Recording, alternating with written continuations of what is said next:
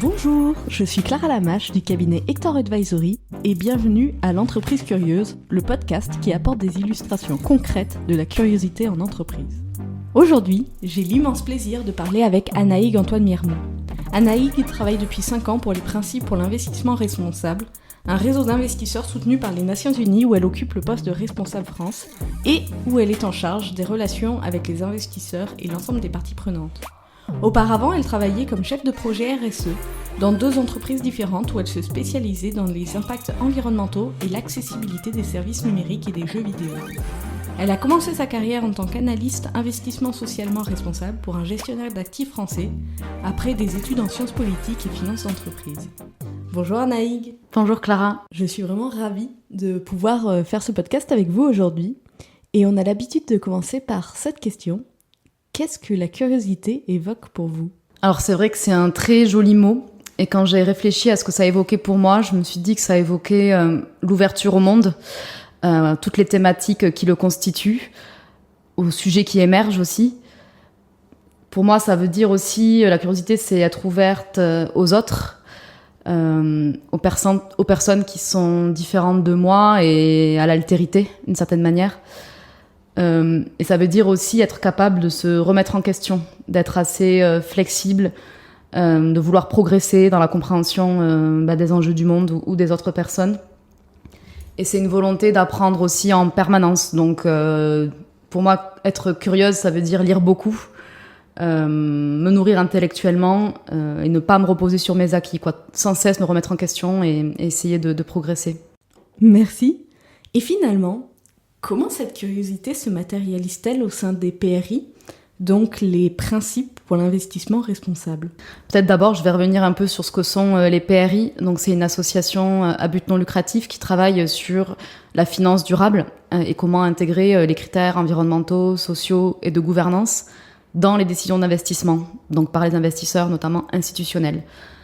Alors, comment est-ce que cette curiosité, elle se matérialise au sein de notre association. La première chose, c'est que les PRI ont publié beaucoup de recherches, beaucoup de rapports sur les différents enjeux environnementaux, sociaux et de gouvernance. Donc on peut avoir des rapports sur le changement climatique, la biodiversité aussi, comment mesurer une empreinte biodiversité, comment prendre en compte le respect des droits humains aussi, quid du respect des droits humains dans tel ou tel secteur, par exemple le secteur minier ou le secteur des énergies renouvelables.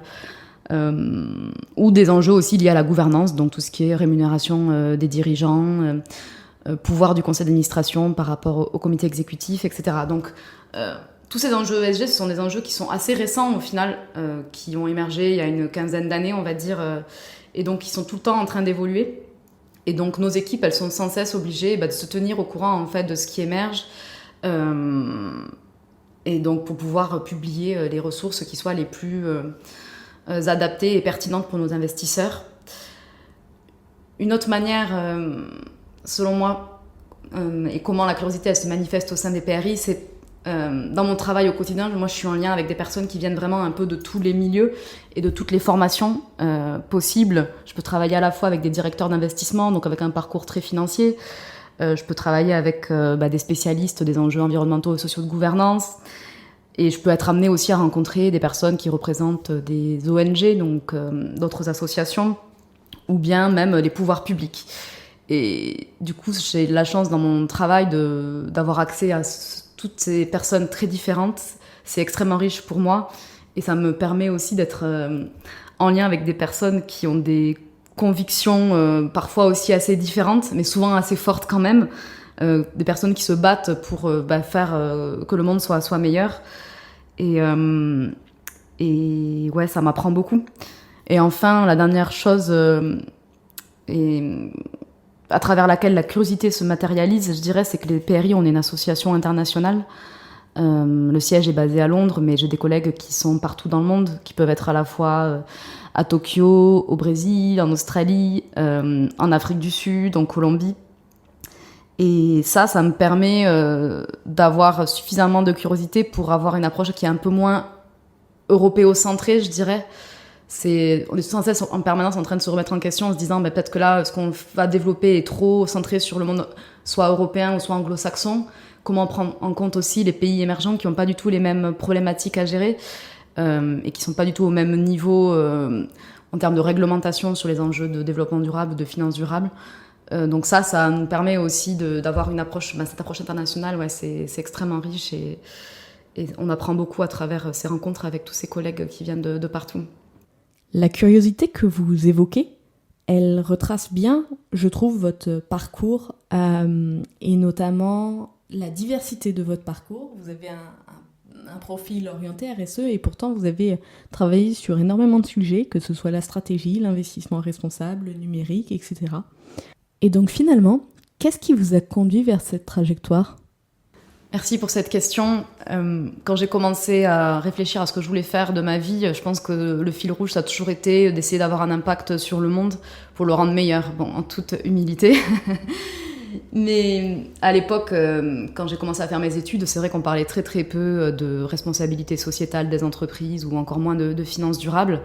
Mais j'ai eu la chance, en fait, au début de mes études, de tomber sur une conférence organisée par le journal Libération, où il y avait Geneviève Ferron et Julia Hack qui discutaient. Julia Hack, elle était directrice des partenariats au WWF, et Geneviève Ferron, elle était dans une agence de notation extra-financière, je crois. Et en fait, c'est elles qui m'ont fait réaliser que je pouvais combiner mes aspirations, qui à l'époque étaient plutôt autour de l'humanitaire, mais dans le monde, on va dire, un peu plus économique et financier actuel. Et qu'en fait, ces fonctions-là permettaient aussi de changer les choses au niveau en fait, des acteurs qui ont vraiment le pouvoir dans nos sociétés, c'est-à-dire les entreprises, bien sûr les pouvoirs publics. Mais... Donc oui, je pense que c'était cette volonté, cette aspiration de contribuer à un monde qui soit plus écologique, plus responsable, plus sobre, et qui respecte mieux la dignité des personnes aussi, quelles qu'elles soient. Dans les différents postes que j'ai occupés, je pense que ce que j'ai beaucoup apprécié, c'était à la fois d'avoir les mains dans le cambouis,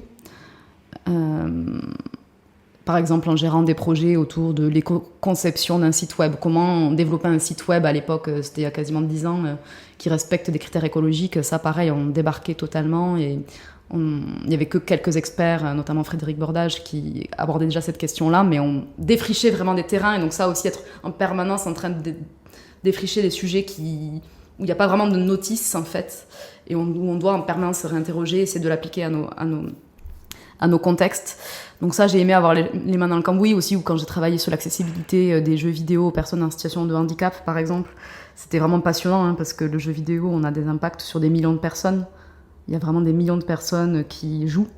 Et donc, ce qu'on va faire dans les jeux, ça va forcément bénéficier, si on le fait bien, à beaucoup de personnes. Donc ça, j'ai beaucoup aimé aussi. Et après, je suis arrivée aussi dans le secteur financier. Et là, c'était c'est une autre dimension au final. Et j'apprécie aussi cet aspect-là de mon métier qui est d'avoir des liens avec les pouvoirs publics en direct, avec ceux et celles qui font les lois et qui donc ont dans leurs mains la possibilité de vraiment changer le monde et la façon dont on opère. Et je pense que d'avoir eu aussi les mains dans le cambouis, d'avoir moi-même calculé des bilans carbone pour des grandes entreprises, avoir interrogé nos fournisseurs dans la chaîne de valeur de fabrication des goodies en Chine, par exemple. Enfin, toutes ces notions-là, je les ai vues aussi sur le terrain. Et maintenant, là, je suis plus à un niveau où, effectivement, quand je vais dialoguer avec des pouvoirs publics, avec mes collègues, je comprends aussi les enjeux des entreprises, les enjeux des investisseurs. Ce que je suis contente d'observer quand même dans ce secteur, c'est que quand j'ai commencé il y a quasiment 15 ans, quand on en parlait avec les gérants de portefeuille à l'époque, ils nous regardaient quand même avec des yeux assez ronds. Le changement climatique, c'était pas quelque chose qui était vraiment connu. Il y avait vraiment un très grand manque d'expertise de la part du secteur financier à l'époque. Et maintenant, je vois ces mêmes gérants prendre la parole dans des conférences et parler de comment ils intègrent les critères environnementaux au quotidien dans leurs décisions d'investissement.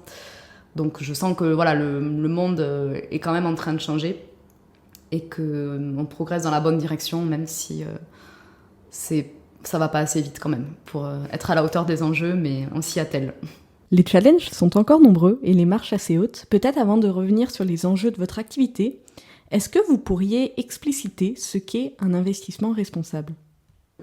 Ouais, donc un investissement responsable, c'est intégrer des critères environnementaux, sociaux et de gouvernance dans les décisions d'investissement. Donc, c'est-à-dire, on est un investisseur, par exemple, un grand assureur qui a beaucoup d'actifs sous gestion. Et quand il va choisir les entreprises dans lesquelles il veut investir, comment est-ce qu'il analyse ces entreprises en fait? Est-ce qu'il prend en compte que des critères financiers en regardant le bilan, le compte de résultat, les prévisions, etc. Ou est-ce qu'il va aussi intégrer comment l'entreprise a performé d'un point de vue environnemental, social et de gouvernance? Donc c'est prendre en compte ces critères-là, et c'est aussi en tant qu'investisseur jouer son rôle d'actionnaire actif. Et donc, ça veut dire aller interroger les entreprises dans lesquelles on investit, les entreprises ou les États d'ailleurs, parce que les investisseurs, notamment en plus dans le secteur assurantiel, investissent beaucoup dans des obligations d'État. Et donc, aller interroger en fait les entreprises ou les États dans lesquels on investit pour leur demander d'améliorer leurs pratiques. Donc ça passe par le dialogue, ça passe par aussi des pratiques éventuellement en assemblée générale d'actionnaires, si jamais on voit que le dialogue n'a pas forcément donné lieu à des résultats qui nous conviennent suffisamment. On peut penser à des stratégies d'escalade aussi, donc aller déposer une résolution, pourquoi pas, voter contre le management à l'Assemblée, voire même il y a des stratégies qui vont au-delà, qui vont même jusqu'au contentieux. Mais voilà, c'est intégrer cet aspect engagé et ESG en fait au quotidien dans les décisions d'investissement. Merci pour cette définition très claire. Et aujourd'hui, au niveau des PRI, quels sont vos grands enjeux et comment votre organisation évolue-t-elle face à ces enjeux? Donc les grands enjeux, on va dire thématiques du moment, sans surprise, ça va être les enjeux du changement climatique et comment faire pour que les entreprises s'alignent avec ce que les accords de Paris ont demandé, donc une trajectoire à 1,5 degré. Donc tout ça, c'est comment rendre... C'est comment en fait les investisseurs peuvent concrètement faire pour s'aligner avec cette trajectoire. Donc c'est assez compliqué à faire, ça veut dire analyser les entreprises, investir dans les entreprises qui sont elles-mêmes alignées, faire des calculs assez complexes. Ça va passer aussi par... intégrer des alliances où il y a plusieurs investisseurs qui se réunissent pour travailler notamment sur les enjeux autour du climat et qui s'entraident en fait pour développer des stratégies, des pratiques qui soient réalisables. Donc il y a tous les enjeux climat bien entendu. De plus en plus, et en France ça a été lié aussi à l'article 29 de la loi énergie-climat qui a été publié il y a quelques années, tous les enjeux autour de la biodiversité, de la nature aussi, sont des enjeux qui vraiment on voit émerger très fort ces dernières années. C'est des sujets qui sont un peu plus nouveaux, donc on n'en est pas encore au niveau de maturité qu'on peut avoir sur le climat. Mais il y a une volonté là de travailler sur des politiques biodiversité chez les investisseurs, qui ensuite interrogent du coup les entreprises. Tout un sujet bien sûr autour des données, comment on peut récupérer des données sur la biodiversité, c'est assez compliqué, il faut aller jusqu'au site de production, dans quel pays ça a été produit, quels sont les enjeux locaux à côté de l'usine, enfin voilà, ça va vraiment dans des détails qui sont assez concrets. Et on a lancé d'ailleurs les PRI une coalition d'investisseurs qui s'appelle Spring, donc printemps, et qui réunit des investisseurs qui vont aller interroger des entreprises qui ont la plus grosse influence en matière de biodiversité, donc qui sont dans des pays particulièrement à risque ou qui sont d'une taille tellement importante qu'elles peuvent aller elles-mêmes influencer les pouvoirs publics au niveau local et du coup encourager les pouvoirs publics à développer eux-mêmes des stratégies pour protéger la nature. Donc ça, on vient de lancer ça au PRI, donc c'est aussi un moyen qu'on a de mobiliser les investisseurs, c'est de les réunir dans des coalitions pour qu'ensemble, en fait, ils réunissent l'ensemble de leurs encours sous gestion, donc de l'argent qu'ils investissent. Et de cette façon-là, ils ont beaucoup plus d'influence, en fait, sur les entreprises, évidemment, que s'ils allaient faire le dialogue de manière individuelle. Donc ça, c'est autour de la nature. Les sujets aussi autour des droits humains, du respect des droits humains, sont des sujets qui émergent de plus en plus. Il y a une question quand même autour des ressources chez les investisseurs, c'est-à-dire est-ce que les investisseurs ont assez d'équipes, d'experts ou de personnes qui sont capables d'analyser en fait ces enjeux-là de manière assez précise. Parfois, il y a un peu des choix qui doivent être faits, donc qui vont privilégier le climat, par exemple, plutôt que les droits humains. Mais bon, on sent quand même que c'est un sujet qui arrive à être de plus en plus important. Là aussi, on a une coalition d'investisseurs qui travaille sur les violations des droits humains dans le secteur des mines, des métaux et des énergies renouvelables. C'est pas des secteurs notamment renouvelables où c'était des sujets qu'on adressait beaucoup, mais pourtant il se passe des choses quand même. Donc il y a tout cet aspect coalition d'investisseurs. Il y a aussi tout le travail qu'on fait donc avec les pouvoirs publics, d'aller influencer en fait et de porter nos recommandations sur les prochaines lois qui peuvent être développées pour améliorer et faciliter la vie, on va dire, des investisseurs responsables. Donc ça, c'est un dialogue qu'on mène de manière assez régulière. On intègre aussi les investisseurs dans ces discussions-là. On les interroge, on vérifie que les positions qu'on va porter leur conviennent, évidemment. Voilà, c'est à peu près les sujets un peu privilégiés, puisqu'en fait, c'est vrai qu'en France, là, côté PRI, en termes de membres et de signataires de nos principes, on est à plus de 400 membres en France. Et on considère qu'on a plus de 90% des encours sous gestion du marché. Donc, on n'est plus vraiment dans une logique de croissance. On est plutôt dans une logique de comment accompagner au mieux les investisseurs pour qu'ils améliorent leurs pratiques. Quand on vous écoute, on entend la force d'un collectif qui est lié à l'accompagnement et la mise en mouvement initiée par les PRI. Mais finalement, aujourd'hui, quels sont les freins que vous voyez dans la société ? Et puis les impacts de cette société, de ses pouvoirs publics et des autres parties prenantes sur votre activité, ainsi que des investisseurs institutionnels ? Les grands freins, ça va être... ce qu'on entend beaucoup en ce moment dans le marché, c'est une accumulation de réglementations. Ces dernières années, donc entre la réglementation française et la réglementation européenne, je vous épargne les acronymes nombreux et variés que seuls les gens du secteur comprennent. Mais disons qu'il y a eu beaucoup de réglementation qui s'est accumulée pour encourager les investisseurs à être transparents sur leurs pratiques, ce qui est une bonne chose en soi. Mais c'est vrai que là, il y a le retour qu'on a de nos membres, c'est qu'ils passent beaucoup plus de temps à remplir des questionnaires plutôt qu'à mettre en place des projets qui leur permettent d'améliorer leurs pratiques. Donc il y a sans doute un juste milieu à trouver pour éviter que toutes les ressources liées à l'ESG, donc l'environnement social et la gouvernance, elles soient allouées à des personnes qui font juste... c'est pas juste, mais à des personnes qui remplissent des questionnaires, quoi. Ça, c'est vraiment un gros sujet. Et comment est-ce que aussi toutes ces réglementations, elles sont cohérentes entre elles, elles se contredisent pas, voilà. Donc il y a tout ce pan-là qui peut parfois générer de la lassitude de la part des investisseurs. Le gros sujet du moment aussi dans le secteur, évidemment, c'est le mouvement qu'on a vu émerger aux États-Unis de la part des partis plutôt conservateurs et qu'on appelle le mouvement anti-ESG, qui est notamment financé par des lobbies des énergies fossiles, mais qui du coup a entraîné une forme de crispation et de prudence très forte en termes de communication de la part des investisseurs un peu partout dans le monde, puisque il y a eu des procès, il y a des enquêtes qui sont lancées, tout ça par les institutions américaines. Donc on sort là d'une période de à peu près, je dirais, plus de 10 ans où ça a été vraiment exponentiel en termes de progression sur l'ESG, en termes de nouvelles réglementations, en termes de transparence, d'accès à des données de plus en plus précises, etc. Et c'est comme si là on arrivait un peu en haut de la courbe de la montagne et que d'un coup on commence un peu à sentir qu'on tombe en arrière.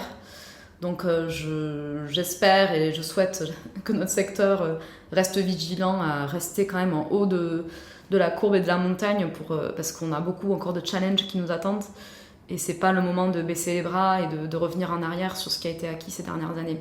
Mais c'est vrai que là on est sur un mouvement un peu de... j'allais dire de retour en arrière, ou en tout cas où on est un peu figé. Peut-être on n'est pas encore en train de revenir en arrière, mais tout le monde est un peu en attente de voir... Oui, une forme de stagnation. Ouais, totalement. Donc ça, je dirais que c'est les principaux freins.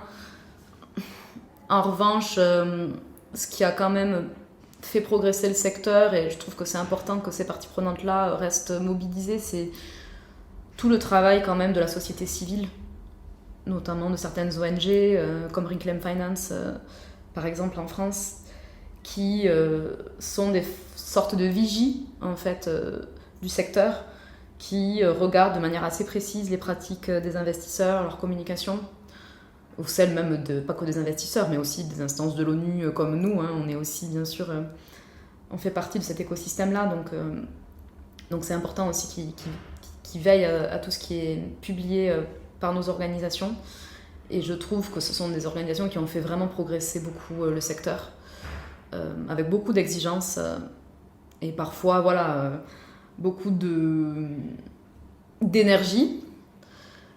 Mais je pense que ça a fait vraiment progresser tout le monde et c'est aussi un reflet finalement de ce que la société et donc les particuliers en fait derrière veulent. Il y a vraiment, ces dernières années, on a vu encore toutes les thématiques autour du greenwashing, donc c'est-à-dire faire de la communication sur des pratiques environnementales sans vraiment mettre les actes derrière.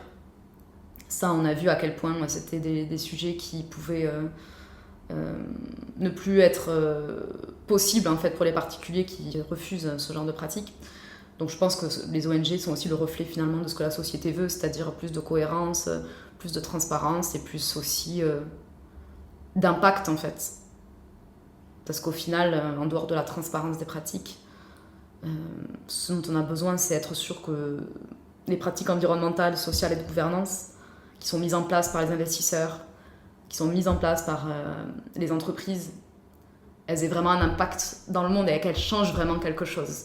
Qu'elles permettent vraiment de réduire les émissions de gaz à effet de serre, qu'elles permettent vraiment de réduire la pollution des sols, les consommations d'eau, les violations des droits humains, les accidents du travail, qu'elles améliorent la diversité dans les équipes. On a besoin vraiment que ça se concrétise. Et quand je dis « on », c'est c'est je, mais c'est aussi toute la société. Merci beaucoup Anaïg pour ce regard sur la curiosité au sein des PRI, cette ouverture à l'ESG et cette note positive sur laquelle vous terminez.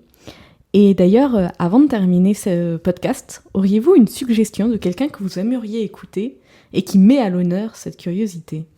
Alors oui, je vais dire Claire Berthier.